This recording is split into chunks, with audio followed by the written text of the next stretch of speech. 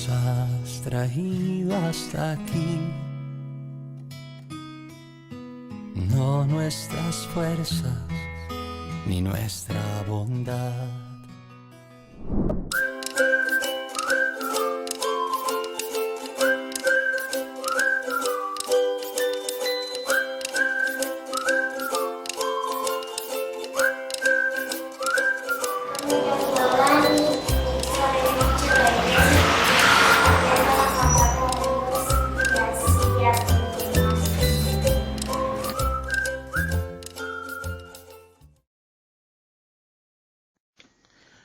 Una de las cosas, hermanos, que a mí me pasó en el templo, de tantas que me pasaron, fue para una conferencia misionera. Y me acuerdo y me da risa porque don Álvaro, que era tortero, estábamos para una conferencia y terminé el culto de la tarde y como siempre, los jóvenes mayores nos íbamos a compartir a la casa de Wendy o era donde Nahuaf. Y don Álvaro le tocaba exponer sobre el, el, el seminario y él se quedó decorando ahí, todo eso, decorando el templo ahí, porque la siguiente semana a él le tocaba, que se realizaba una vez, cada domingo se realizaba lo del campamento, después misiones locales, después y a él resulta que a él le tocaba lo del seminario. Él decoró todo, pero a mí no me dijo cómo había decorado. Y resulta que yo voy llegando al templo como a las 11 de la noche. Abro el templo y veo al final una persona ahí de pie.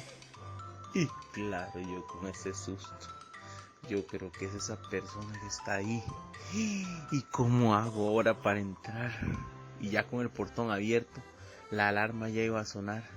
Entonces corro, cierro el portón y me encierro en la oficina que estaba ahí. Y resulta que, hey, ¿cómo hago ahora para espantar? Pero yo veía que la persona ahí no se movía, se quedó así. Los dos nos quedamos congelados, ¿verdad? Y ahí yo estaba pero asustadísimo. Ay no, aquí el toque, dejar sonar, quito la alarma. Y y me quedo así pensando, ay Diosito, ayúdame que no me pase nada, que no me pase nada. Y entonces, las escaleras antes, había una escalera metálica que estaba al otro lado. Los ya más viejitos se acuerdan de eso. No están estas que estaban acá. Entonces yo dije, no, aquí yo voy, enciendo la luz de la plataforma, de la planta de sonido y, y le grito de ahí arriba. Porque yo dije, si él viene por esta puerta, donde está el baño de las mujeres, ahí había una puertecita que se levantaba y uno podía caer ahí. Y por ahí me salgo. Y claro, pero yo veía que la persona que estaba ahí no se movía, ya arriba de la plataforma. Estoy ahí y veo y enciendo la luz. Cuando veo un maniquí que don Álvaro ya ha puesto ahí con con toda la indumentaria de la que utilizan los muchachos cuando se gradúan. Y yo, uy, don Álvaro, pero ¿cómo me va a hacer esto? Casi me mata el corazón. Esto es Conexión Misiones y BBLA. Muy bien, buenas tardes hermanos, que Dios les bendiga. Ahorita vamos a tener una reunión con el pastor en la región de Palmar Norte, don Ronulfo. ¿Qué tal, don Ronulfo? ¿Cómo se encuentra? Bien, gracias a Dios. ¿Y usted? Bastante bien, gracias al Señor. Muy bien, don Ronulfo. Ahorita vamos a tener un par de preguntas, entonces para que usted las pueda responder ahí para toda nuestra congregación, cual estamos muy ansiosos de escucharle. ¿Hace cuánto iniciaron la misión allá en Palmar Norte? Ok, sí, la iglesia tiene 38 años. Okay. Nosotros estamos hace 17 años, cumplimos en octubre, pero es misión de avance desde hace 10 años. O sea, hubo un misionero antes en esta iglesia que fue el suegro de don Juan, que inició. Okay. Cuando él murió nos dejó a nosotros aquí, pero como estas iglesias eran de otros misioneros, quedaron independientes y yo nací con avance. Entonces volví a Avance. Cuando el misionero murió, uní otra vez la iglesia. ¿Cómo se llama Palmar Norte? ¿Cómo es el pueblo, las personas? ¿Qué tal? Bueno, Palmar Norte es un lugar muy pequeño, digamos lo que es el centro. Tenemos tal vez casi 5,000 habitantes en el distrito, de los cuales nosotros, digamos, es un área que se puede alcanzar, pero en sí el distrito tiene casi 9,000 habitantes, pero hay que irse hasta las fincas y recorrer ya casi territorio indígena, hay que abrirse mucho, esparcirse mucho. El pueblo, el centro, básicamente podríamos decir que tiene unos 2 kilómetros de ancho por otros 2 o 3 de largo. Estamos entre la montaña y la ribera del río, entonces es un lugar pequeño, la gente, tal vez un 50% por ahí son indígenas, todavía Palmar fue un territorio indígena, un asentamiento indígena hace muchos años y todavía hay muchas personas. De hecho, en nuestra iglesia casi como el 50% más son indígenas. Tenemos Cabecar, Bribris, Teribes y Bruncas, Borucas, bueno, son Bruncas, Borucas, le dice uno. Entonces, la gente es, en el sentido de los indígenas, ellos son un poco más retraídos, menos expresivos, pero el pueblo aquí, la gente es muy amable, es un lugar muy bonito, sinceramente. Ah, ok, excelente. Bueno, qué dicho, qué bueno. Otra pregunta sería, ¿nos podría contar más o menos cómo han podido disfrutar ustedes de la obra de Dios en ese lugar, en Palmar? Bueno, en realidad cuando uno sabe que se le ha llamado, si usted no disfruta lo que está haciendo, no tiene que estar allí. Yo creo que el día que usted Claro. sienta una carga del lugar donde está, ya usted cumplió su ciclo. Pero sí, nosotros hemos disfrutado. En el caso mío, personalmente, yo fui criado en Guaples, entonces yo soy de pueblo. Yo me siento muy bien en los pueblos, digamos. Y para mí, yo siempre he dicho, cuanto más adentro, mejor. Pero digamos aquí es un lugar muy, muy, muy bonito. Hemos disfrutado todo, digamos. Hacer la obra de Dios aquí es difícil desde un punto de vista porque aquí este lugar es muy evangélico, podríamos decir. El evangelio llegó hace muchos años aquí con las fincas bananeras y hay cristianos, digamos, hay iglesias de 70 y 80 años aquí. Digamos que nosotros somos uno de los más nuevos con 30 y algo de años. Las iglesias fuertes son metodistas, asambleas de Dios y otros así, pero entonces toda la gente aquí en Palmar es parte de alguna iglesia. Entonces, donde usted vaya a visitar o evangelizar, todos tienen una iglesia, desde los bisabuelos, abuelos, padres y ellos. Entonces, la evangelización aquí es difícil porque hay que quitar el estigma de religión o congregación. Y la mayoría de ellos se criaron en la iglesia por sucesión y no por conversión.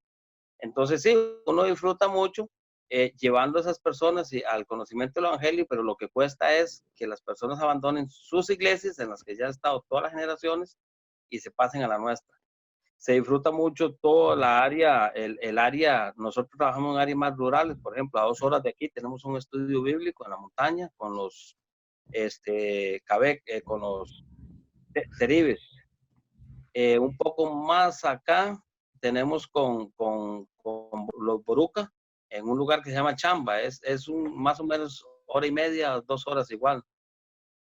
Un poco más acá de camino, 14 kilómetros, tenemos con Cabécares, tenemos un estudio bíblico, y luego al lado de las fincas, a 14 kilómetros más adentro, por este lado bajando hacia el mar, digamos, tenemos otro estudio bíblico. Entonces, uno disfruta mucho porque eso sí, la extensión para recorrer es mucha, pero tratar de un lado a otro con diferentes personalidades, etnias y grupos, aprende uno mucho de ellos, de la vivencia, de su cultura, y obviamente son muy abiertos a escuchar el evangelio. Muy bien, excelente. Y una última pregunta que tendríamos. ¿Qué palabras de aliento para seguir apoyando la misión? Sí. Ve, hermano, o hermanos de la congregación, un alma, una sola alma que lleguemos a alcanzar vale toda la inversión que una iglesia pueda hacer. Pero no solamente una alma hemos alcanzado para Cristo por el poder de su evangelio, ¿verdad? Y lo que Él ha querido usarnos. Yo digo que lo que ustedes hacen por nosotros como misioneros, nos motiva a continuar esforzándonos, sabiendo que tenemos un gran respaldo de ustedes y de otras iglesias, específicamente para ustedes, nosotros nos sentimos apoyados, porque hemos tenido bastante contacto con las personas de su iglesia. La otra vez vinieron los jóvenes, hicieron un trabajo excelente con el asunto de las canoas, yo quedé muy satisfecho, la gente muy contenta, desde todo, ¿verdad? Desde el perfil cristiano que tienen, su comportamiento, sus servicios, su abnegación, todo eso fue excelente.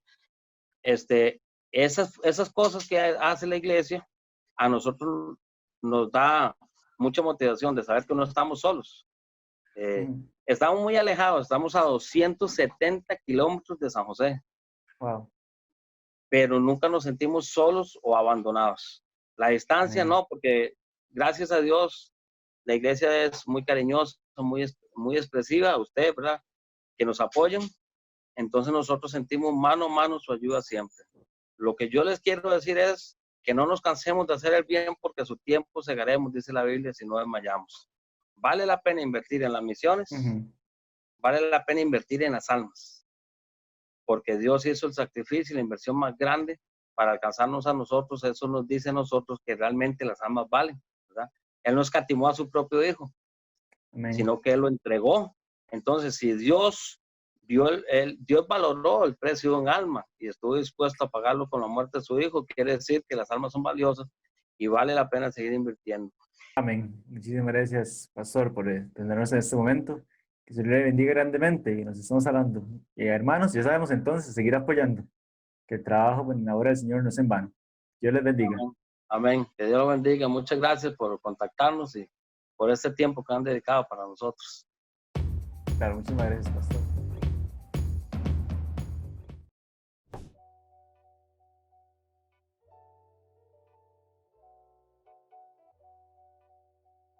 En lo personal, siempre es difícil, sobre todo porque pues una vez yo escuché decir esto y creo que definitivamente es muy cierto. Una cosa es empezar una iglesia de cero y otra cosa es ir a pastorear una iglesia que ya tiene su membresía. Porque la gente, pues lógicamente tiene sus opiniones. Algunos piensan que me va a enseñar este jovencito a mí si yo ya tengo tantos años. Y pues esto es una experiencia muy, muy interesante. Ahora, yo creo que Dios me preparó mucho tiempo antes para enfrentar algo así. Porque primero, pues en la iglesia de Gravillas pastoreé cierto tiempo, cuando mi pastor tuvo que irse fuera del país y él me dejó a cargo de la iglesia. Tuve la bendición de pastorear una iglesia en Liberia por 2 años y cuando Dios me trajo acá, pues ya tenía una cierta escuela de lo que significa tomar una congregación que ya tiene sus años. Pero puedo decir que en medio de todo ese cambio, puedo decir que una de las bendiciones más grandes para mi esposa y para mí fue ver el apoyo de mucha de la congregación estando detrás de nosotros y con nosotros para servir al Señor juntos, y todavía lo siguen haciendo, todavía siguen ahí detrás de nosotros, apoyándonos, estando con nosotros. Entonces, yo creo que la obra del Señor se vuelve más fácil cuando uno puede ver ese tipo de apoyo en oración, en servicio, en todo sentido. Y pues siempre he creído que una iglesia va a salir siempre avante cuando estamos unidos en el servicio, cuando estamos unidos en una misma pasión y en un mismo anhelo de honrar y glorificar el nombre del Señor. Bueno, para mí fue muy particular porque nos casamos, recuerdo claramente, nos casamos, fuimos a pasear a la luna de miel y cuando regresamos para los cultos de Navidad, regresamos un viernes, el día sábado había un culto, creo que era una cena familiar, algo así, y entonces don Juan Barnes, que era el pastor en ese momento, nos pidió hablar con nosotros aparte. Yo me imaginé que iba a ser qué sé yo, alguna clase de jóvenes o algo así, pero para darnos la noticia de que el que tenía una semana de ser mi esposo iba a empezar a ser el pastor de la iglesia y por ende yo la esposa. Entonces, en ese momento con 19 años, ¿verdad? Me quedé petrificada, sentí mucho miedo y también, técnicamente hablando, los zapatos que una mujer de Dios como doña Carolina Barnes dejaba, pues me quedaban muy grandes. Y por supuesto el enemigo tratando ahí de trabajar, pensando cómo la gente de la iglesia que me había visto crecer como niña aquí, pues iba a darme su apoyo, ¿verdad? Sin embargo, como suele pasar cuando la gracia de Dios nos acompaña, esos fueron solo pensamientos que yo tuve, pero no era lo que Dios pensaba. Y gracias a Dios empezamos a trabajar juntos. Tuvimos la dicha de compartir con la familia Garay Rubio, mi queridísima amiga doña Yolanda.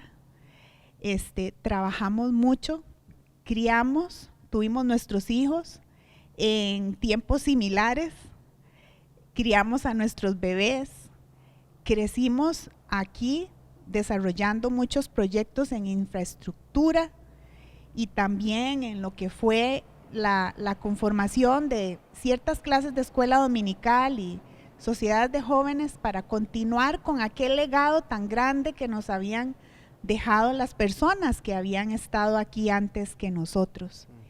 Y le puedo decir que si tuviera que contestar en una sola palabra, lo primero que viene a mi mente es que fue una aventura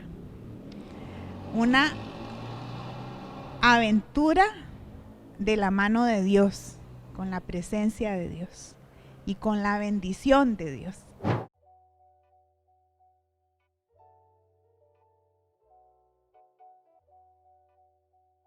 Voy a contar una que fue cuando tuvimos el precario aquí en la iglesia. Algunos lo recordarán, que lo que ahora es la calle, llamada La Unión, que es la que llega hasta el hospital de Heredia, eso era un precario.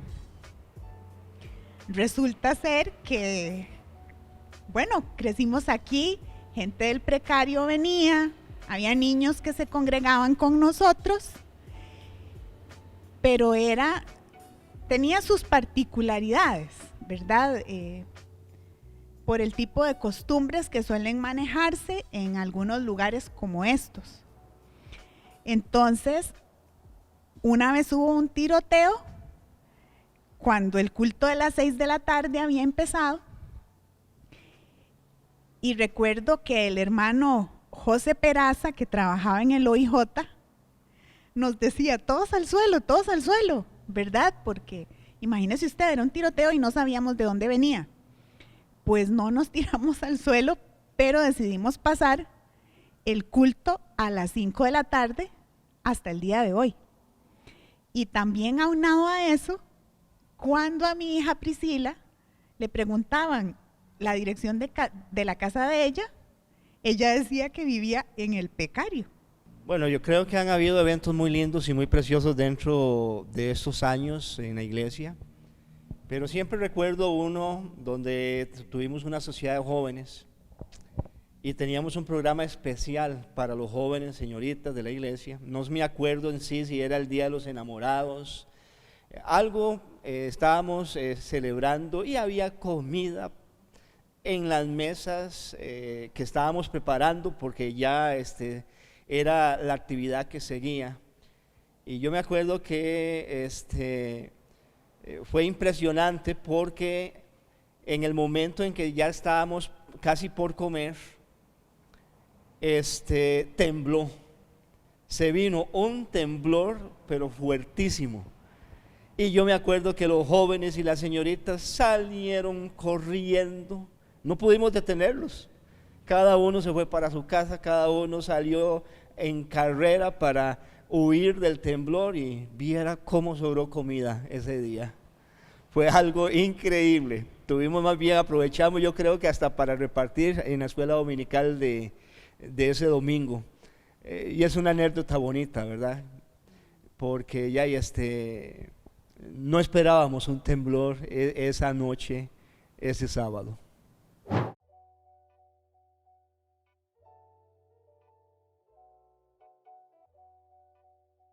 Después de 29 años de estar aquí en la IBBLA, ¿qué puedo decir? Sino gracias, hermanos, a todos ustedes por su fidelidad, por amar y apoyar la obra que dio inicio con el hermano don Álvaro, apoyado por nuestro misionero, empezando en 2 casas, teniendo una carpa acá, teniendo la bendición de que aún sin saber que yo iba a ser pastor de esta iglesia, me acuerdo que cuando don Álvaro era pastor de esta iglesia, mi pastor me mandó con Olman Gómez, que éramos obreros allá en Gravilias, para poder ayudar aquí a poner el piso, pero de cemento, que en su momento tenía.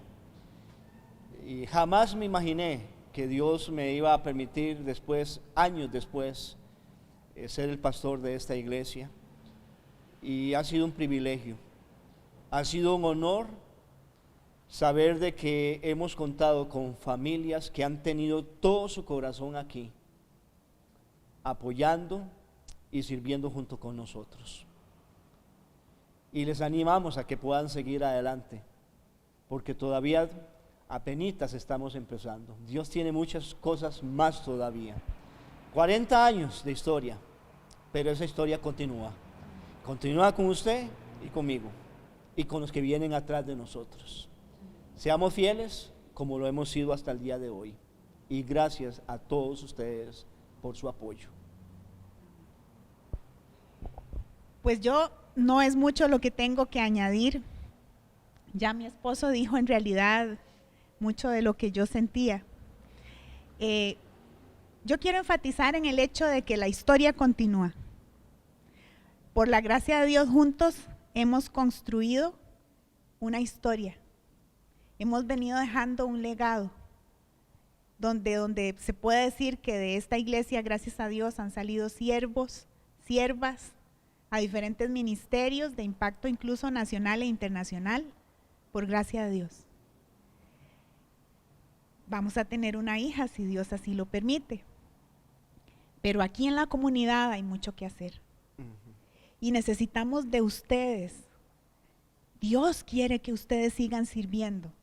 Dios quiere que usted continúe consagrando su vida al Señor aquí y ahora, para seguir impactando a las generaciones futuras. Y que ellos, por el servicio suyo y mío, nuestro, tengan una linda historia que contar. Amén. Hermanos, apoyo lo que mi esposa está diciendo. Y solamente quiero nada más recordarles que el éxito de la iglesia primitiva es que todos tenían algo en común. Estaban unidos, juntos, con una misma pasión, un mismo anhelo, un mismo deseo, una misma meta. Y es lo que la iglesia La Aurora debe seguir haciendo. Porque lo que más destruye una iglesia es la división, la apatía. Pero doy gracias a Dios porque confío y creo que vamos a lograr todavía muchas otras cosas más grandes para la gloria del Señor, estando unidos, sirviendo juntos, amando este lugar y amando el servir al Señor. Y de parte de nosotros y de mi familia, de mis hijos, gracias. Gracias por apoyarnos y estar con nosotros sirviendo acá. Dios los bendiga. Ahora es tiempo de ¿cuánto sabes de IBBLA? Solo tenés que leer la visión de la iglesia y escribir en los comentarios esa palabra que hace falta.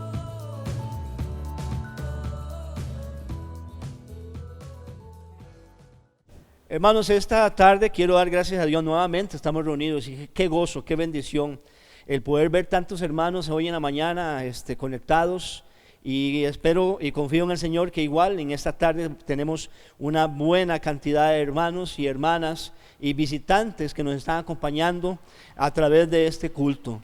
Tuvimos la gran bendición de escuchar al hermano Mario, y hermanos, fue un reto definitivo para cada uno de nosotros, de acerca de serle fiel al Señor, y hermanos, de participar en la obra del Señor en todo lo que podamos, y recordando de que el día del Señor es todo el día domingo. Y esta tarde tenemos otro reto más, y le doy gracias a Dios porque tenemos una persona nueva en nosotros, recién casado, y que tiene la gran bendición de que Dios le viene preparando y usando aquí en nuestra iglesia. Y ellos tienen un deseo enorme de servir al Señor dentro de las puertas de nuestra iglesia, y lo están haciendo. Y esta tarde tenemos la gran bendición de tener la predicación y el reto para nosotros a través de hermano don Gustavo Arguedas. Y quiero pedirle que usted pueda aprovechar para escuchar lo que Dios ha puesto en su corazón. Sé que va a ser de gran bendición. Dios les bendiga. Hermanos, es una bendición para mí estar esta tarde con todos ustedes, y quiero que podamos compartir de la palabra de Dios, el mensaje que Dios nos tiene para nosotros esta tarde.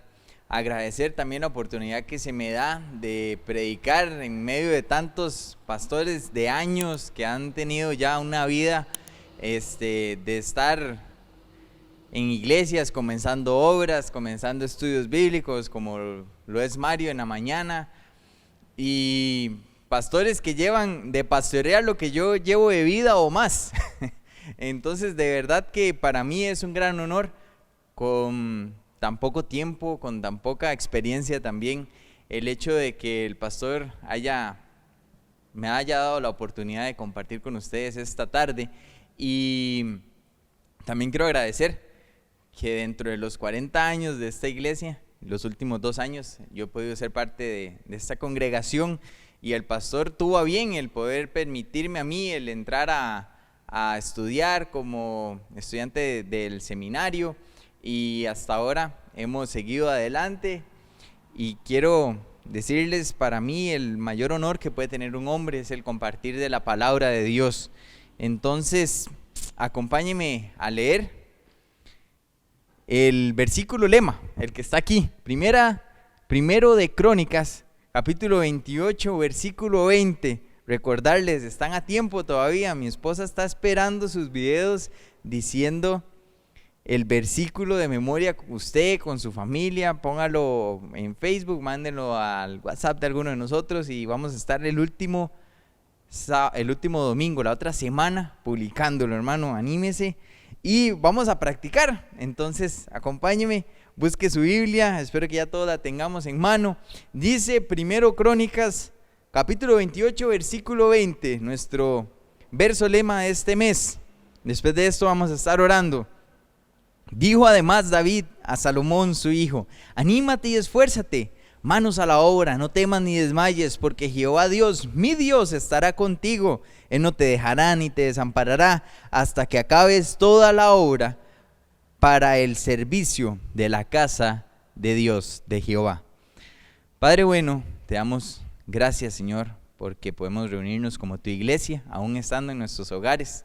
Señor, te quiero pedir para que en este momento nuestra atención esté en escuchar tu voz. Padre, quita de mí cualquier fallo humano que pueda cometer, Señor, y que deshonre tu exposición, Señor. Háblanos, habla a nuestros corazones, Padre. Ayúdanos a entender cómo podemos ser mejores creyentes, Señor, cómo nos podemos acercar más a estar a la medida de la estatura de la plenitud de Cristo. Gracias, Señor, por tu iglesia. Gracias por los hermanos que están en este momento viendo el mensaje. Y, Señor, bendice nuestras vidas. En nombre de tu Hijo amado Jesucristo. Amén. Ese es el versículo lema de este mes. Y quiero que durante estos minutos podamos hacer un recorrido bien rápido acerca de cómo ha sido la historia del pueblo de Israel, la historia de la iglesia y qué vamos a hacer nosotros, porque la Biblia abarca todo eso. Entonces vamos a ir rápido Espero que todo se entienda bien. Eso es una de las cosas que a mí más me cuestan. Yo hablo muy rápido. Entonces sepa lo que estoy haciendo un esfuerzo para que eso no sea un estorbo. Pero vamos a ver el contexto de este versículo. Es lo primero que vamos a hacer en esta tarde. El contexto de este versículo es David, probablemente el rey más famoso y querido de todo Israel, desea levantar para Dios un templo. Acompáñeme a unos versículos más atrás, al principio del capítulo, en el versículo número 2, dice: y levantándose el rey David, puesto en pie, dijo: oídme, hermanos míos y pueblo mío, yo tenía el propósito de edificar una casa en la cual reposara el arca del pacto de Jehová, y para el estrado de los pies de nuestro Dios. Había ya preparado todo para edificar. El deseo de David era edificar una casa para el arca de Dios. Y la motivación de esta idea arquitectónica nace en un momento específico de la vida del rey. No fue algo que se le ocurrió nada más, fue algo que Dios puso en su corazón, dice la palabra de Dios. Acompáñenme ahora unos capítulos más atrás a que veamos cuál fue el inicio de ese deseo. Primero de Crónicas, ahora en el capítulo 17, en el versículo número 1, dice así la palabra de Dios: aconteció que morando David en su casa, dijo David al profeta Natán: he aquí yo habito en casa de cedro, y el arca del pacto de Jehová debajo de cortinas. David, viendo todo lo que Dios le había prosperado, dice: ¿cómo es posible que yo viva en esta casa tan lujosa y que el arca de Dios esté debajo de cortinas?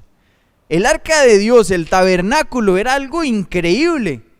Lo hemos visto varias veces en la iglesia, y si no, pregunte y va a ver, lea la Biblia y va a ver qué tan grande era esa obra, dirigida por Dios, directamente hablando a Moisés para que hubiera un culto y la forma del pueblo de Israel acercarse a Dios. Pero David, viendo el tabernáculo y viendo su casa, dice: es que la casa de Dios, el lugar donde se reúne, donde está la presencia del Señor, tiene que ser espléndido.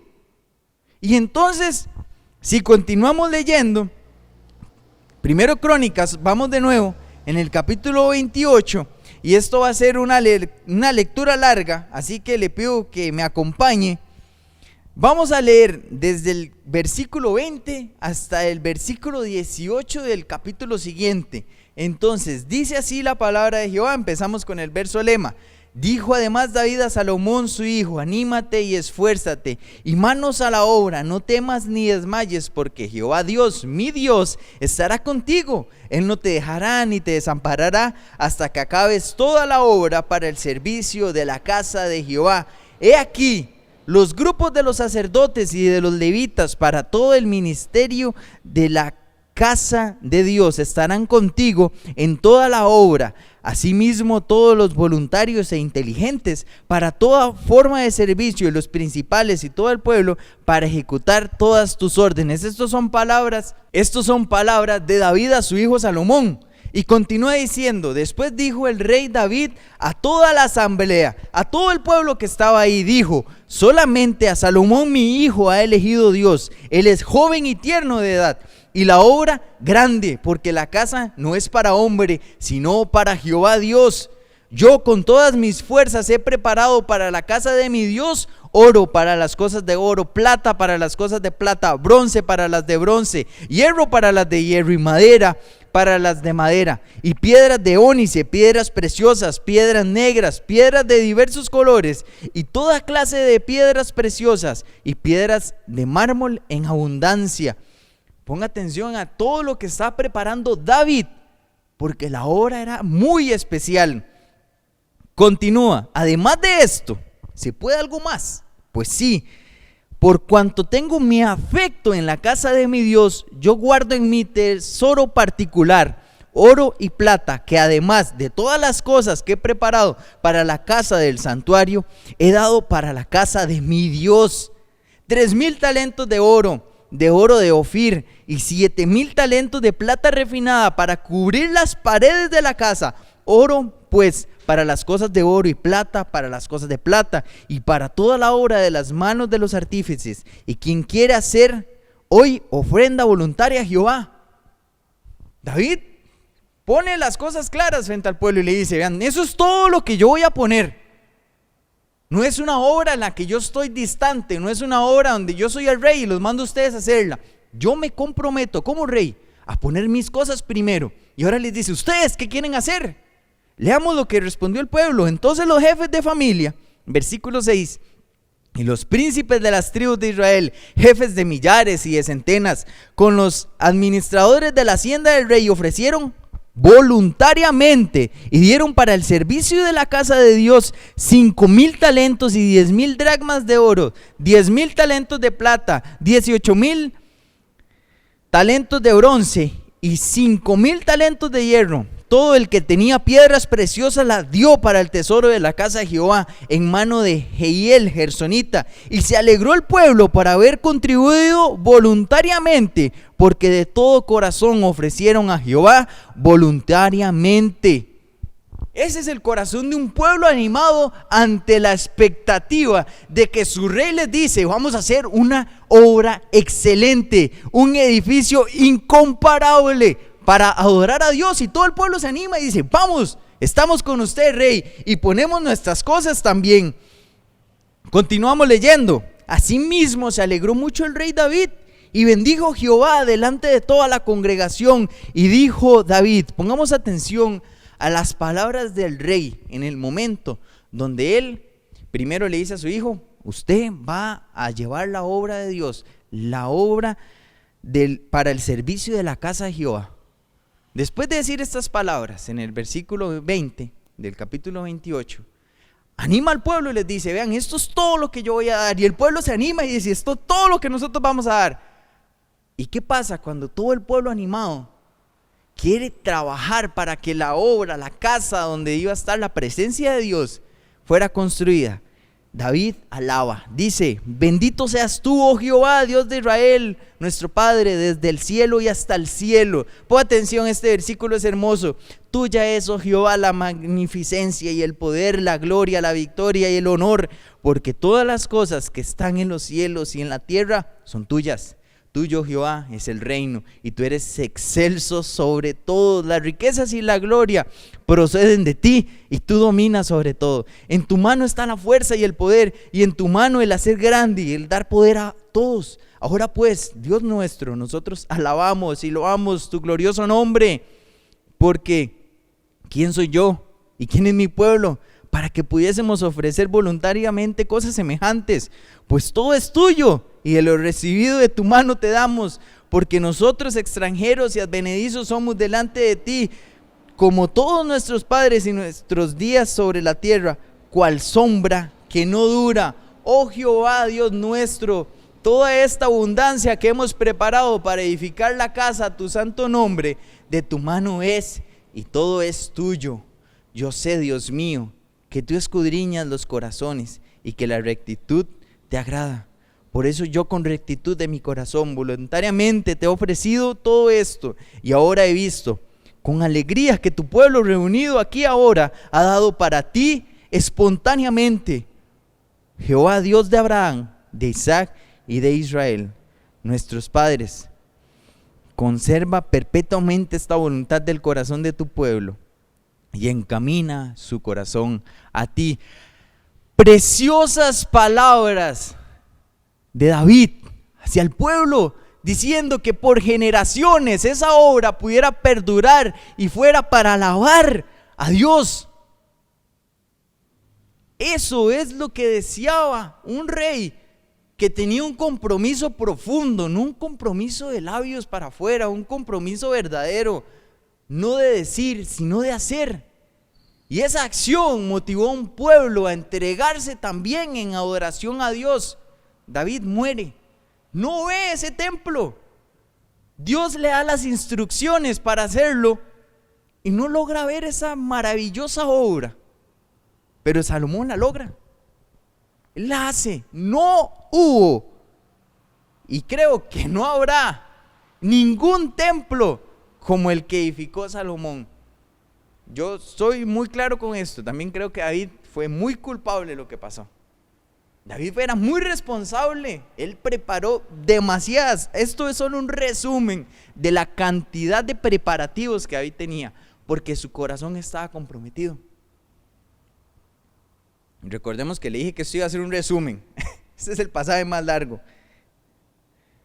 Ese templo fue único y estaba construido con las mejores maderas, todo cubierto de oro. Se menciona en distintas ocasiones que tenía que ser grande, porque el Dios que iba a estar ahí era grande. Varias veces lo menciona David y lo menciona Salomón, por eso consiguieron mucha madera. Pero la historia, y eso es lo feo cuando estamos contando una historia, cuando aparece un pero, la historia nos enseña que aunque ese templo era tan único, hubieron personas que se cargaron de echar todo a perder. Y no hay que ir muy largo. Continuamos leyendo ahora en el segundo libro de Crónicas, el capítulo 24. El versículo 7 dice: porque la impía Atalía, estos años después de lo que acabamos de leer, y sus hijos habían destruido la casa de Dios. Además habían gastado en los ídolos todas las cosas consagradas de la casa de Jehová. ¡Qué triste! ¿Cómo es posible?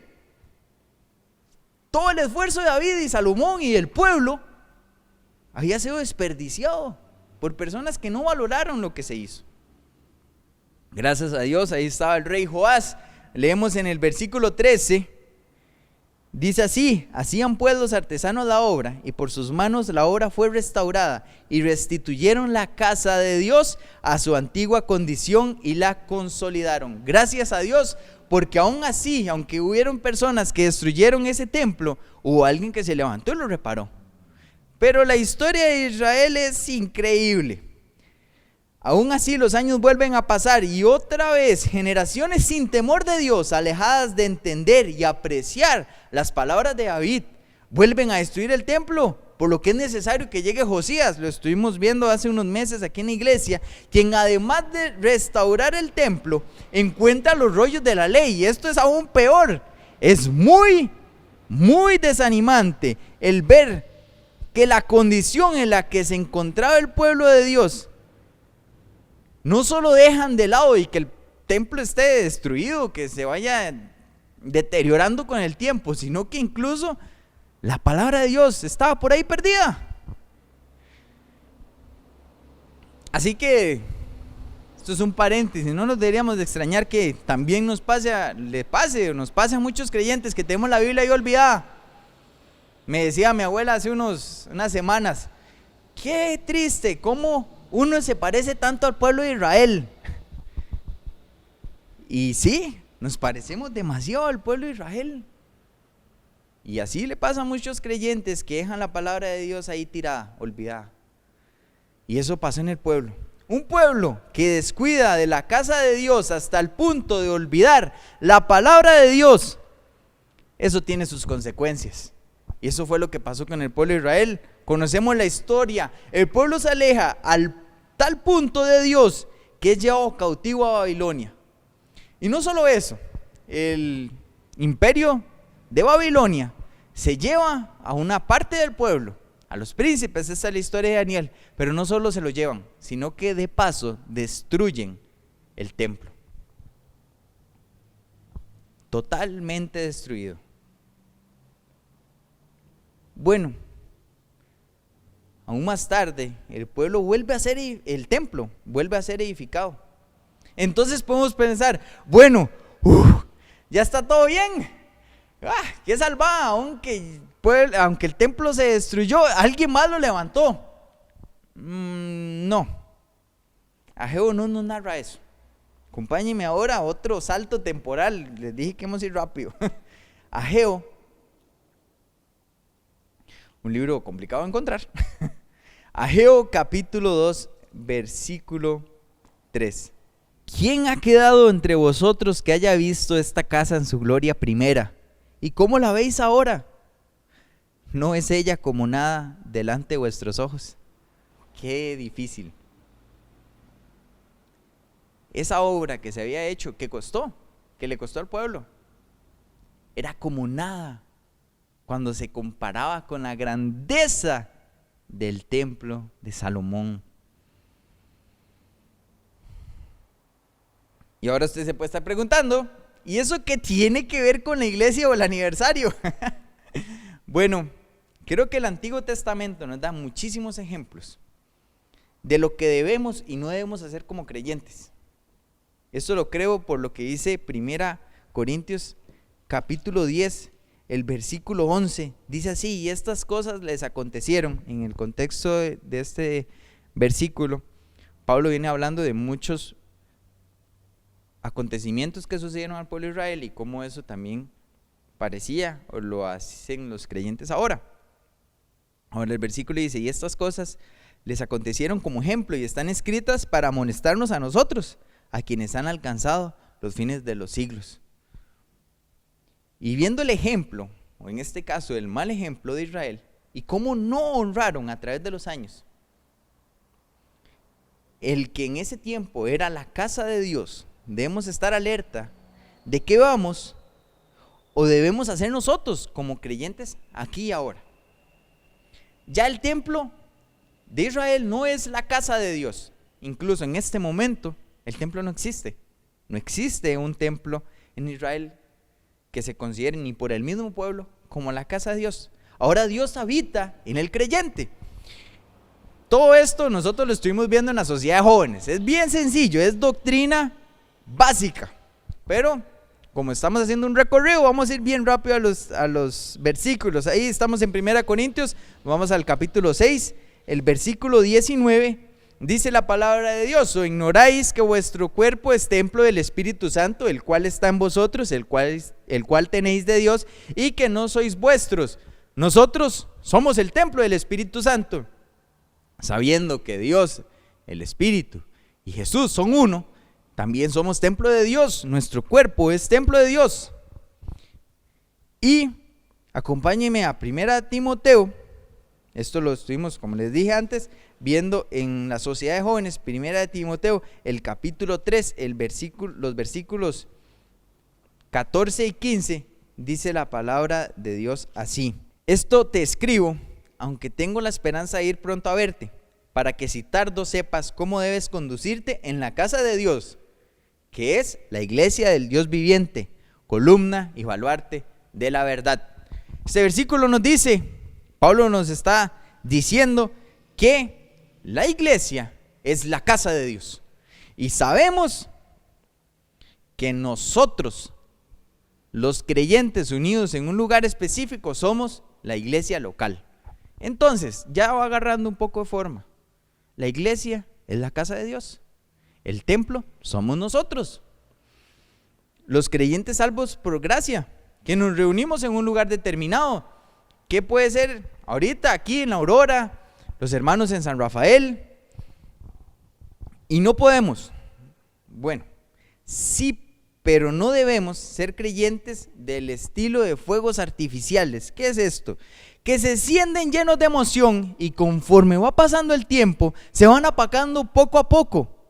No podemos nada más estar súper contentos por cómo inició la iglesia. En casas con tantas personas, y lo vimos en la historia, en casas con tantas personas que ya no cabían. Y entonces los hermanos empiezan a orar por un terreno y Dios lo provee de una manera milagrosa. Y además de eso provee una carpa donde también empezaron a llegar las personas y a conocer de Cristo. Y gracias a Dios y por su extrema misericordia ha provisto incluso un templo, que es donde estamos ahorita, un techo, 4 paredes, aulas, puertas, todo muy lindo. Pero no podemos nada más pensar de que y ya se acabó todo, ya no hay nada más que hacer, ya todo está listo, ya no hay por qué esforzarse en la iglesia. Tener mejoras de infraestructura, pero que después empiece todo para abajo, como si de movernos se tratara. ¿A qué me refiero con esto? Como si la emoción o el ánimo de la iglesia dependen de la cantidad de locales nuevos que podemos tener, que sean más grandes que el anterior.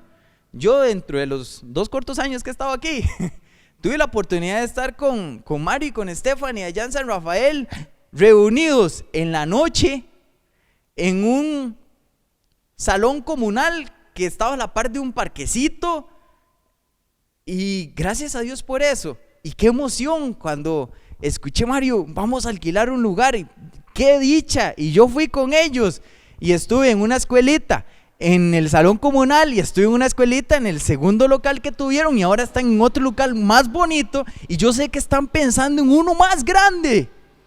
Pero la emoción de la iglesia, hermanos de la Aurora, hermanos de San Rafael, no depende de que nos movamos. Jamás debería ser así, porque si es así, ni la iglesia aquí en la Aurora, ni en la iglesia que se va a formar en San Rafael va a llegar donde Dios quiere que lleguemos, porque la iglesia no es un edificio. Entonces la emoción no depende de qué tan bien o qué tan mal se vea el edificio. La iglesia somos nosotros. Veamos cómo podemos comparar ahora el desgaste que pasó con el templo de Israel y la iglesia de Cristo. Ya cubrimos primero la grandeza y la emoción del pueblo ante algo nuevo. Es normal que nos emocionemos y estemos muy animados por dar todo lo que tenemos para que la iglesia empiece y crezca y lleguemos a más personas. Pero esa emoción debería continuar. Deberíamos seguir emocionados. Es la misma iglesia. Son los creyentes, ¿no? Una iglesia más grande, y no hablo de un edificio más grande, hablo de más personas en la congregación. Pero nosotros podríamos llegar a generar un desgaste. ¿Cómo podemos nosotros destruir la iglesia si eso es posible? ¿Qué fue lo que le pasó al pueblo de Israel? Que poco a poco se fue deteriorando el templo. ¿Cómo nosotros como creyentes podríamos ahora deteriorar la iglesia? Porque sí se puede. No tengo la menor idea de por qué, pero Dios me lleva a veces a leer, ver o escuchar cosas raras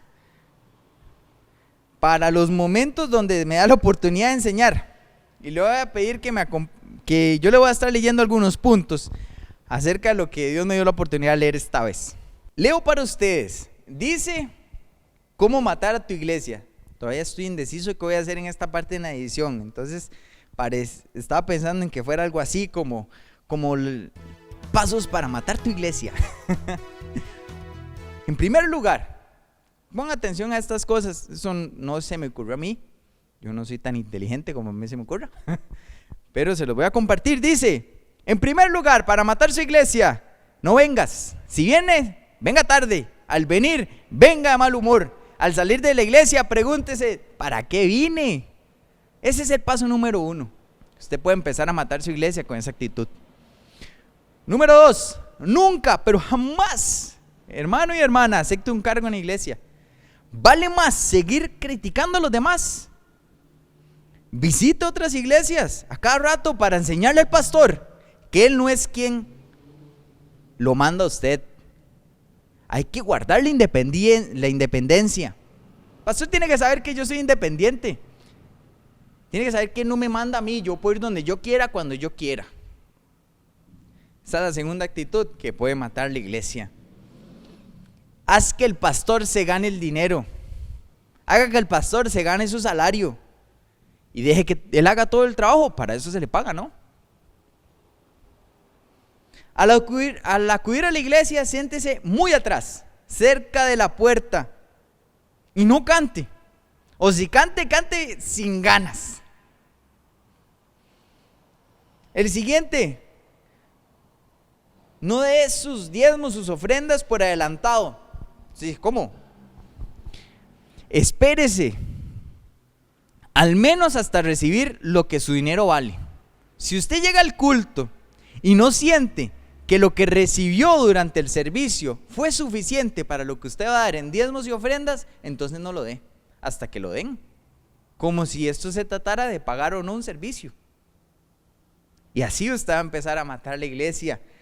No anime al pastor. Si le gustó el sermón, cállese, no se lo diga. pues muchos pastores se perjudican por causa de la adulación. No permita que la sangre de él esté sobre sus manos, jamás. O sea, ¿cómo usted va a hacer que el ego del pastor crezca? Entonces, si a usted le gustó la predicación, no se lo diga. Más, si de todo hay un punto negro, resalte ese punto para que él aprenda humildad. Cuente las faltas de su pastor a las demás personas, aunque llegue por primera vez a la iglesia. ¿Por qué? ¿Quién sabe si de otra manera ellos lo van a descubrir? Entonces mejor que usted se lo diga, para que ore.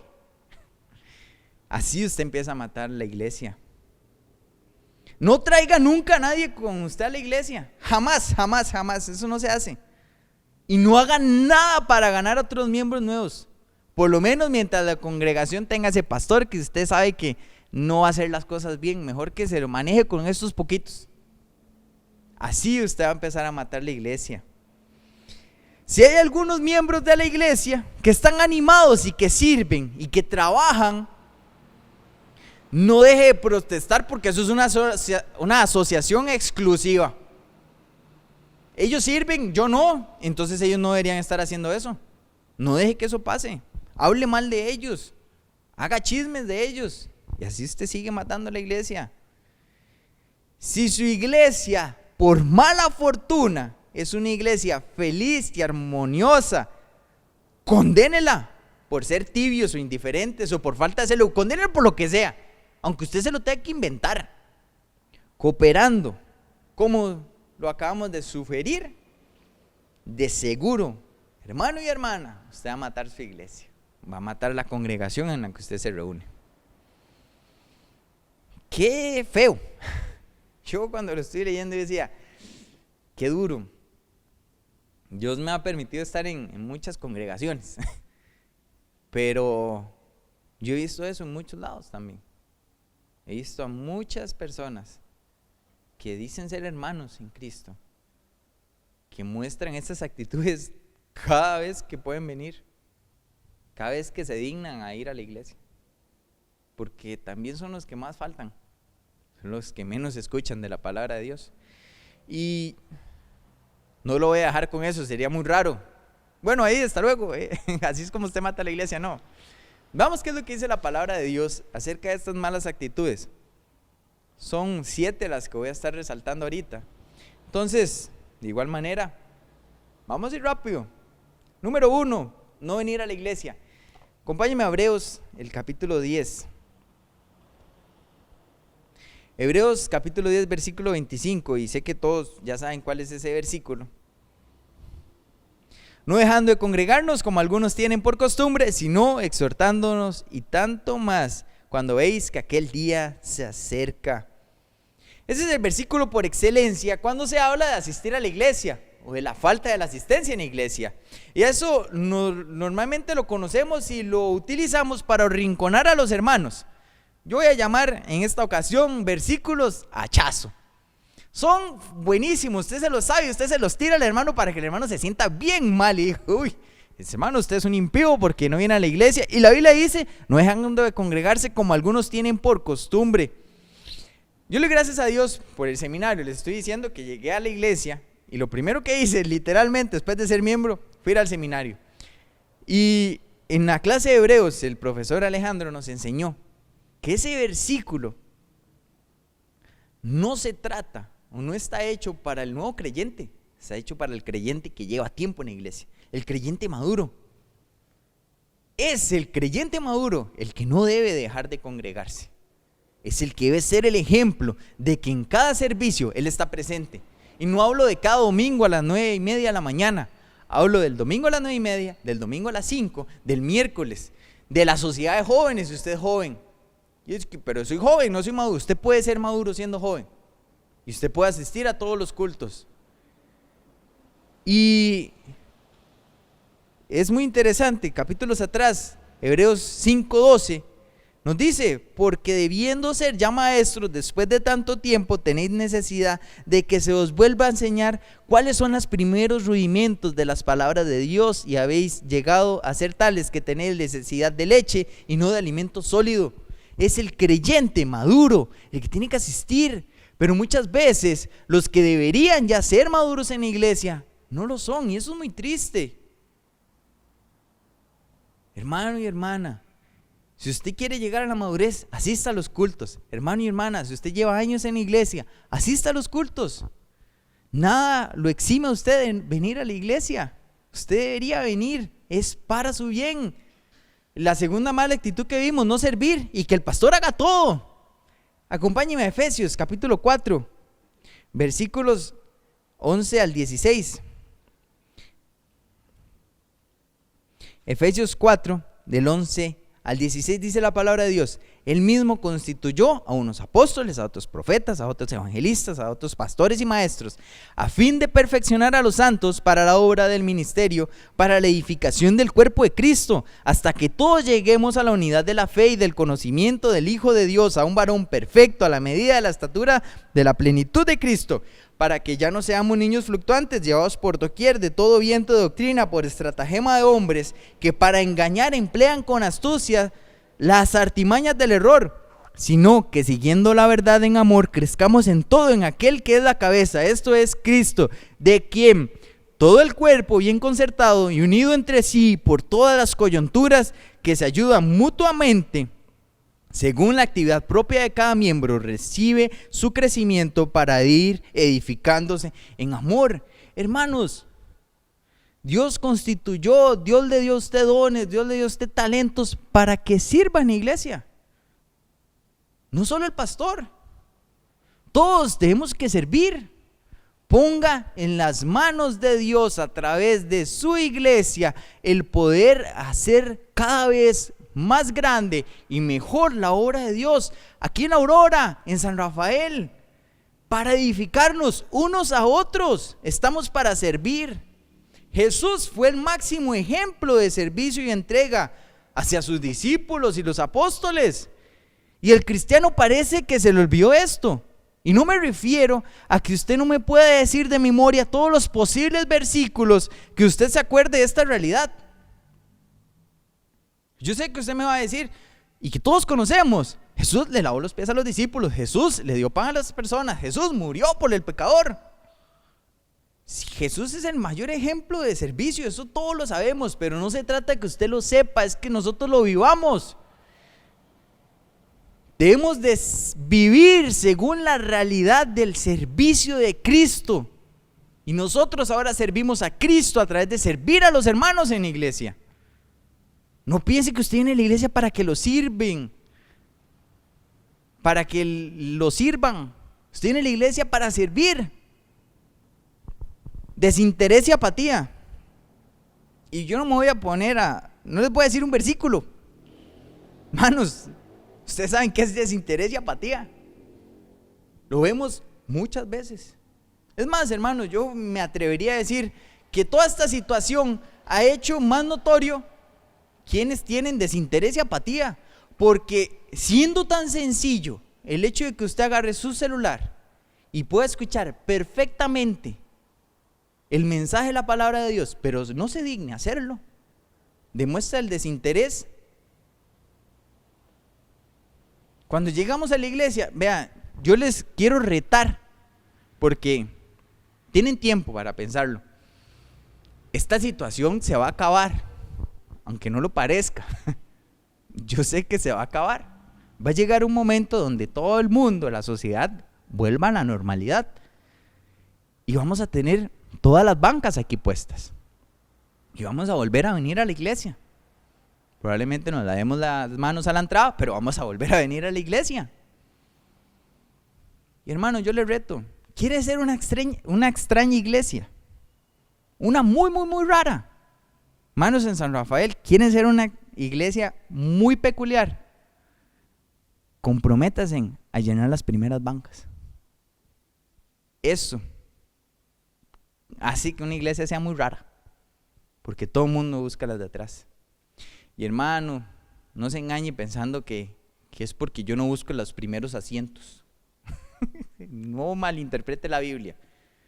Yo he visto, y yo he sido, no voy a ser hipócrita, de los que se sientan atrás para revisar el Facebook, para no poner atención. Es que si fuera Jesús, cada vez que se para alguien en un púlpito, es porque realmente creo que su pastor y los pastores que le invite están comprometidos en enseñar las palabras de Dios. Y se lo aseguro, hermano, si viniera Jesús tampoco le pondrían atención. Nuestros diezmos y ofrendas también lo vimos, ¿verdad? Primera Corintios, capítulo 16, versículos 1 y 2. En cuanto a la ofrenda para los santos, haced vosotros también de la manera que ordené en las iglesias de Galacia. Cada primer día de la semana, cada uno de vosotros ponga aparte algo, según haya prosperado, guardándolo, para que cuando yo llegue, no se recojan entonces ofrendas. Es increíble cómo pensamos en que la iglesia nos está poniendo un impuesto. La iglesia no nos pone un impuesto, todo es de Dios. Y hermanos, cada vez que Jesús habló de dar para su obra, se daba todo. Jesús no le dijo al joven rico, vaya y dé el 10% de todas sus riquezas a los pobres y después sígame. Dijo, va y lo deja todo y sígame. Usted y yo dejamos todo para servir a Cristo. Porque digo que Cristo dejó todo en la cruz para que usted fuera salvo. Pero muchas veces nosotros somos tan cabezones que amamos más el dinero que a Dios. Hermanos, dé con gozo. La Biblia no pone un límite. Yo creo que es lo más difícil cuando las personas entienden realmente lo que habla el Nuevo Testamento de dar en la obra de Dios. Que no se trata de dar 10%, se trata de dar más. Porque lo vale. Estoy hablando de que si usted lo da, Dios le va a prosperar más. Eso no es lo que yo dije. Significa que usted, comprendiendo más de Dios, Dios mismo lo va a motivar a darse y dar más para la obra de Dios. No animar al pastor, qué terrible. Él no necesita que usted lo anime. Yo sé que él va a seguir predicando, porque tiene un llamado especial de Dios a hacerlo. Sé que Mario lo va a seguir haciendo y espero yo seguir haciéndolo. Pero a veces es bueno, pastor, muchas gracias por el mensaje, habló a mi vida. Sea honesto, no por adulación, sino por un testimonio real. Le pido no me diga a mí nada de esta predica. No traer a otros. Llevo creo que un mes compartiendo al final de los videos un pequeño corto que habla de eso. Cómo nos invitan a tantas cosas, pero nosotros no invitamos a nadie a la iglesia. Invite a las personas a la iglesia, y no porque aquí va a haber un show espectacular. No, es porque está exponiéndose la palabra de Dios. Esa persona que usted invita puede pasar de muerte a vida. Y lo último, ser quejumbrosos. En este punto, el séptimo, ser quejumbrosos. La iglesia no es su novia, es la novia de Cristo. Piense por un momento, muchachos, le voy a dar una noticia así increíble. Usted no entiende lo difícil que es vestir y maquillar a una novia hasta que se casa. Usted no sabe la cantidad de posibilidades infinitas que hay de maquillaje, que usted dice, pero no era solo labial. No, es súper complicado. Ahora piense en que cada una de las personas que usted conoce y va a invitar a la boda, va a decidir el vestido y el maquillaje de la novia. Y la novia, como a uno le gustan las Converse, va con una Converse. Pero a otro hermano le gustan los zapatos de princesas, entonces va con un zapato de princesa y una Converse. Entonces va así, va renca ya. Y el vestido, unas partes es blanco, otras partes es beige. Hay unas que se casan de verde, hay unas que se casan de azul, hay unas que van con velo, otras que van sin velo. Una quiere mucho maquillaje, otra quiere poco maquillaje. Una le encantan los labios rojos, a otro le encantan los labios cafés, y a otro hay N cantidad de posibilidades. Y a veces queremos hacer así con la iglesia. Es que la iglesia debe tener esto, es que la iglesia debe tener aquello, y lo que estamos haciendo es un Frankenstein, hecho de un montón de partes y gustos que nosotros tenemos. Pero quiero que me acompañe a Efesios, el capítulo 5, y veamos qué dice la palabra de Dios acerca de la iglesia. Efesios, capítulo 5, versículos 26 y 27. 25. Maridos, amad a vuestras mujeres, así como Cristo amó a la iglesia y se entregó a sí mismo por ella. ¿Para qué?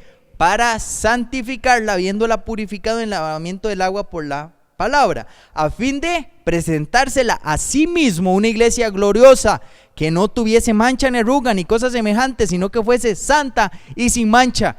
Ya Dios dijo cómo quiera su iglesia, santa y sin mancha. No con un edificio grande, un edificio pequeño, santa y sin mancha. No con superparlantes, supersonidos, supercámaras, santa y sin mancha. No que se cante esto o aquello, santa y sin mancha. Vamos a entrar en la última parte de este mensaje. En esta iglesia yo conocí a una mujer sabia de Dios. La voy a saludar desde aquí. Que un día me dio un consejo: nunca dé pan añejo o que ya está comido cuando comparta la palabra de Dios. O sea, no recicle predicaciones. Y yo le doy muchas gracias a doña Steph por ese consejo. Estamos en el seminario. Y creo que lo de hoy no es eso, pero es un devocional que yo preparé y que nunca di.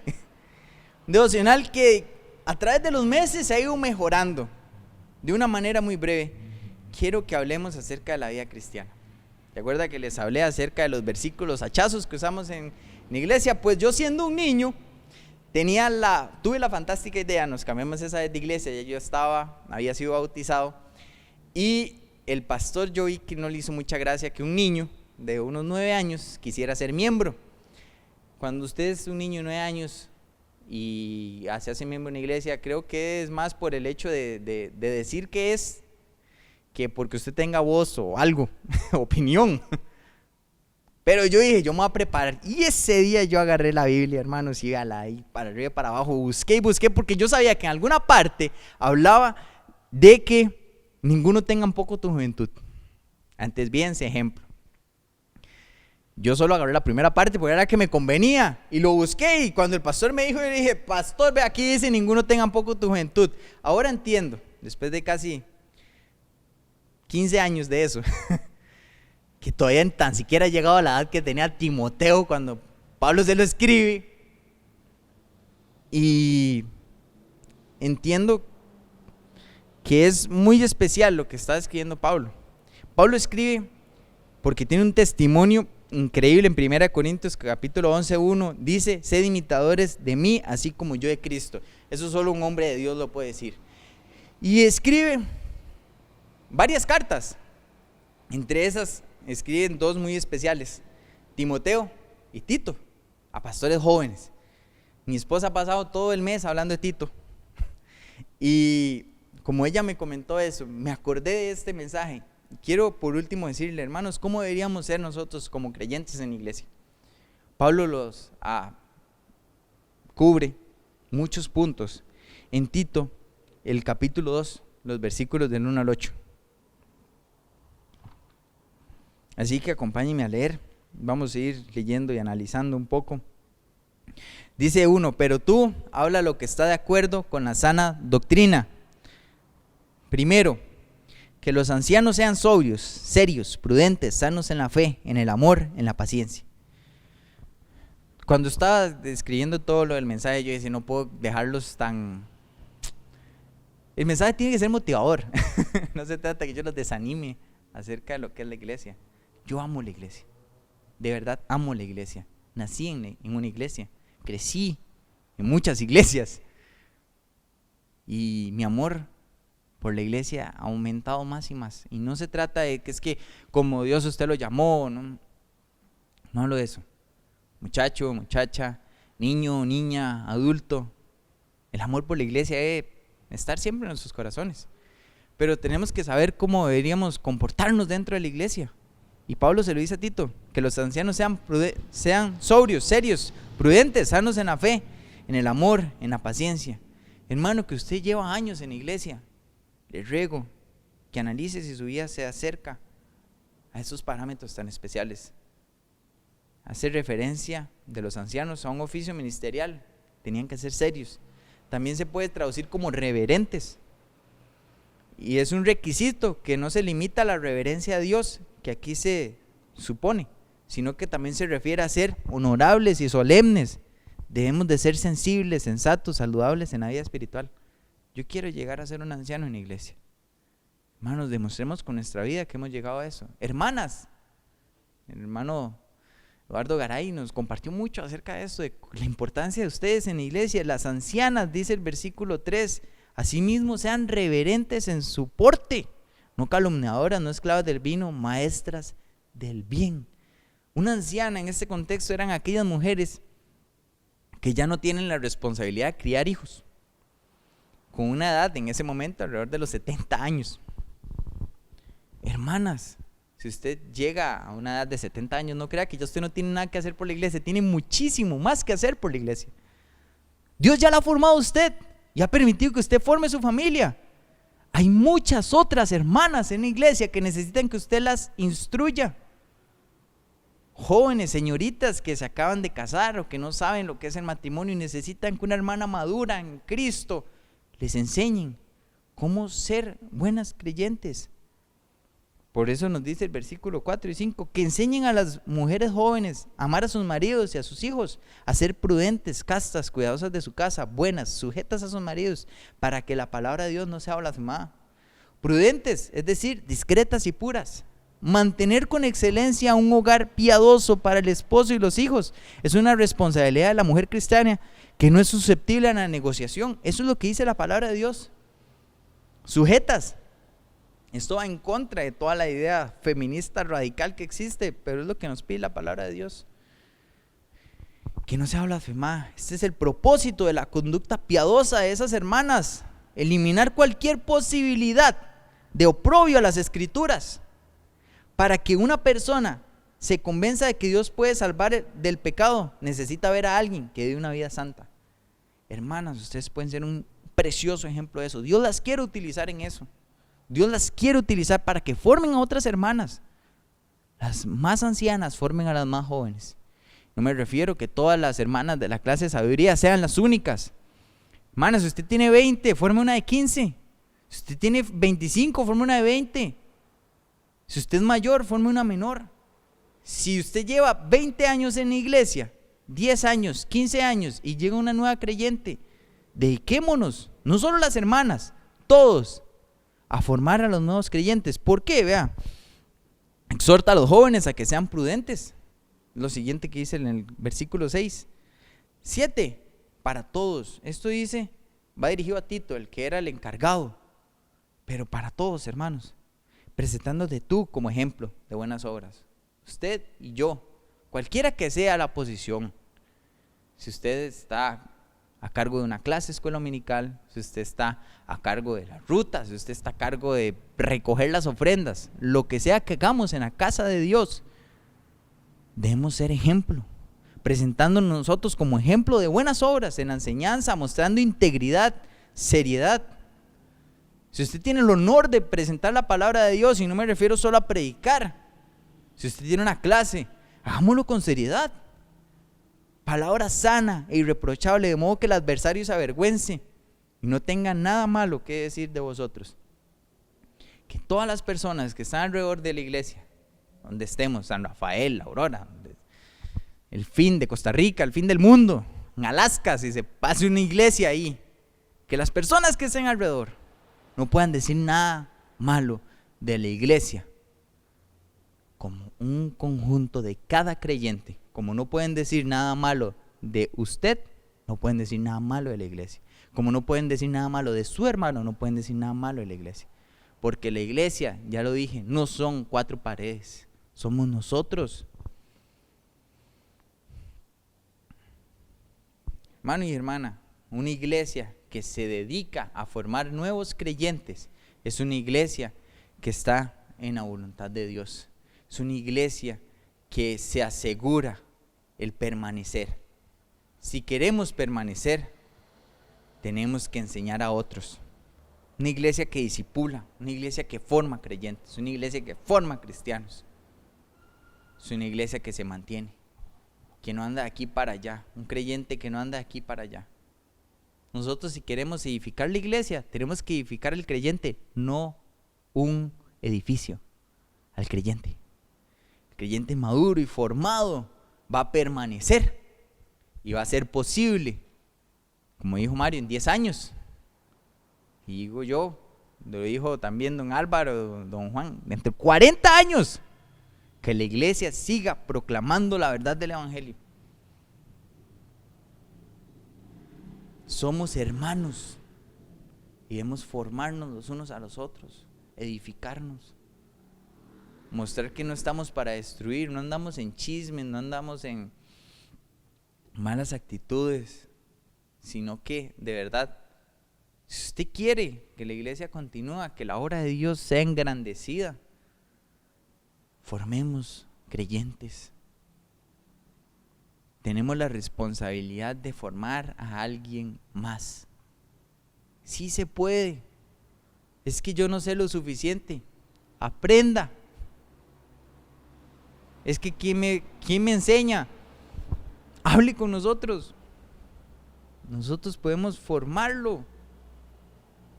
Pero su deseo debe ser aprender para enseñar a alguien más. No aprender por saber mucho, sino para que nuestras vidas sean un testimonio de que somos la iglesia de Cristo. Hermano, yo amo la iglesia. Ahora hablé de Stephanie. Yo amo a Lucas. Yo quiero mucho a Saúl. Todavía no nos conocemos bien, es que casi no me habla. Yo espero, hermanos, que en 10 años, 20 años, si Dios me permite todavía tener contacto con ellos crezcan en una iglesia que los ama, que se siente como una familia. Yo no quiero que sufran lo que yo tengo que sufrir, estar de aquí para allá. Hermanos en San Rafael, les pido, y hermanos en Aurora, les pido, no solo por Lucas, por todos los niños que están ahorita en la iglesia, seamos una buena iglesia, un buen testimonio. Seamos una familia, una que quizás ninguno de ellos pueda tener, una que demuestre amor verdadero. No solo por los que están adentro, sino también por los que están afuera. Hermanos, sí se puede. El evangelio llegó desde Israel al otro lado del mundo, a nosotros. Sí se puede. Ya es momento de que como iglesia no estemos solo para más y más para nosotros. Llevemos el evangelio a todo Heredia, a todo Costa Rica, a cualquier punto que haga falta, una casa, una carpa, una iglesia donde se alabe y se glorifique el nombre de Jesús entre los creyentes que entienden que debemos dar nuestra vida por aquel que la dio primero por nosotros. Acompáñenme a orar.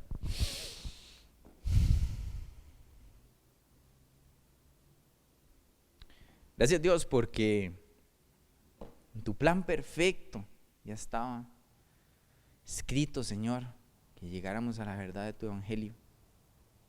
Gracias por los hombres y las mujeres que usaste, Señor, para que pudiéramos entender lo más grande de esta vida, que es tu salvación. Gracias, Señor, porque ahora estamos en esta iglesia, de esta forma, a través de pantallas, quizás lo más extraño que algo que ni Pablo puede haber pensado que hubiera pasado. Pero aún así seguimos siendo iglesia, Señor. Gracias por cada hermano en Aurora que entregó su vida por completo para que esta obra continuara. Y te pido, Señor, para que hagas arder nuestro corazón a nosotros. La obra no se acabó ya. Debe continuar y continuar y continuar hasta que usted venga por su iglesia, Padre. Ayúdanos a hacer esa iglesia que tú quieres, una santa y limpia, perfecta, preparada, esperándote a ti, Señor. No una como la que nosotros queremos, una como la que tú quieres, Padre. Te pido, Señor, para que tú le des más y más fortaleza a nuestro pastor. Cada día que pase se renueven sus fuerzas. Para que tú levantes dentro de tu congregación hombres y mujeres que quieran defender la verdad del evangelio y llevarlo hasta lo último de la tierra, Señor. para que cada hermano y hermana de esta iglesia se comprometa profundamente a enseñar a otro creyente y a traer a más personas que no te conocen por amor, porque sabemos, Señor, que sin ti nuestro destino es solo el infierno, pero contigo, Señor, tenemos una seguridad eterna. Padre, que no seamos como el pueblo de Israel, que poco a poco, pasando los años, se fueron olvidando. Pero fueron 400 años, no importa. Sí, Señor, faltan 1000 años para que usted venga, que esta iglesia pueda en algún momento cumplir 1000 años.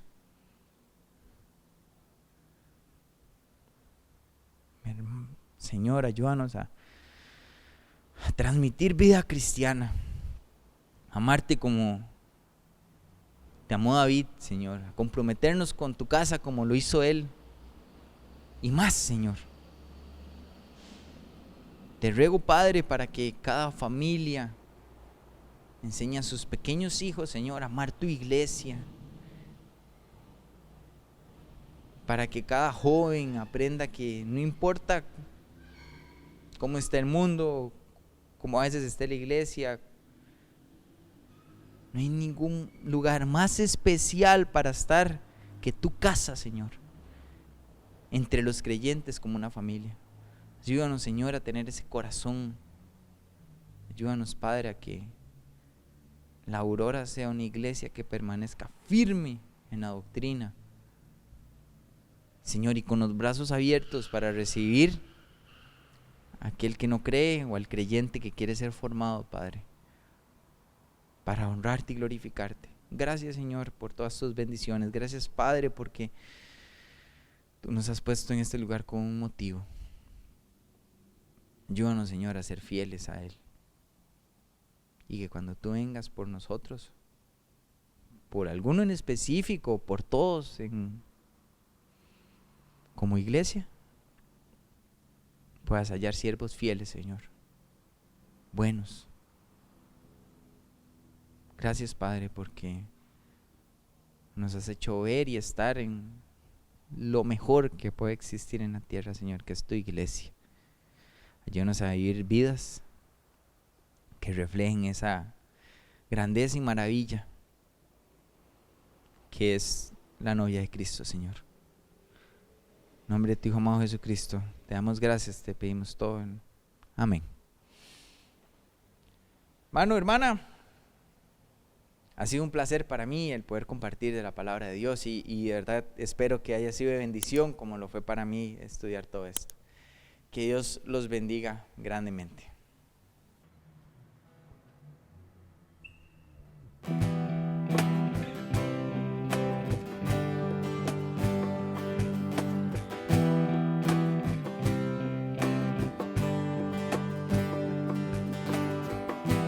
Con injurias afligida por tu causa, perseguida, mas el reino de la muerte no la vencerá.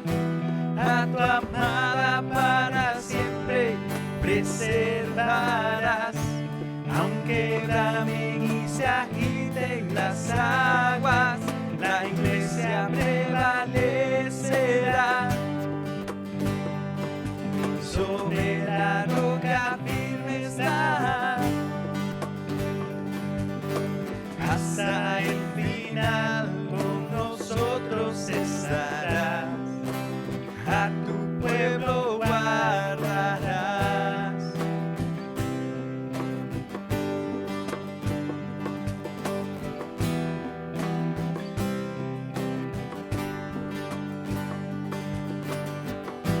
Nos llamaste, pueblo mío, nación santa, redimidos, somos luz que alumbra al mundo en la oscuridad, el sostén y la columna de tu verdad. Aunque tiemblen y se muevan los montes, la iglesia prevalecerá. Sobre la roca firme está,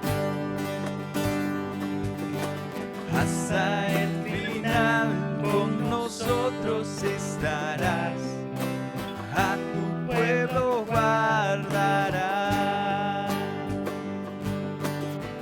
Tú eres el Cristo, Hijo del Dios viviente, preciosa piedra angular. No hay otro nombre dado a los hombres, solo tú puedes salvar. Tú eres el Cristo, Hijo del Dios viviente, preciosa piedra angular.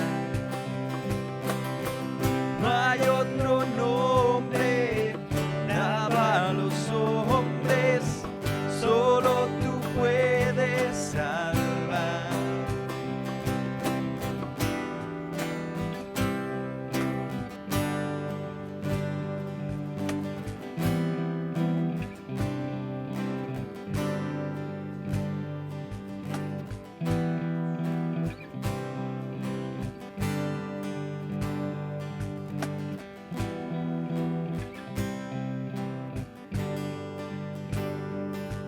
La iglesia prevalecerá, sobre la roca firme está. La iglesia prevalecerá, sobre la roca firme está. Hasta el final con nosotros estarás, a tu pueblo guardarás. Hasta el final con nosotros estarás, a tu pueblo guardarás.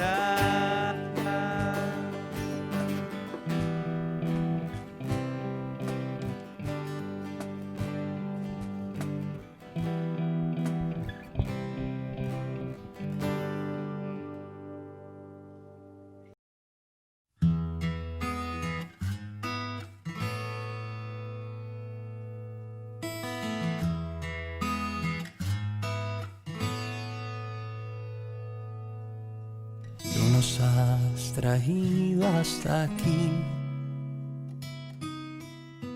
no nuestras fuerzas ni nuestra bondad,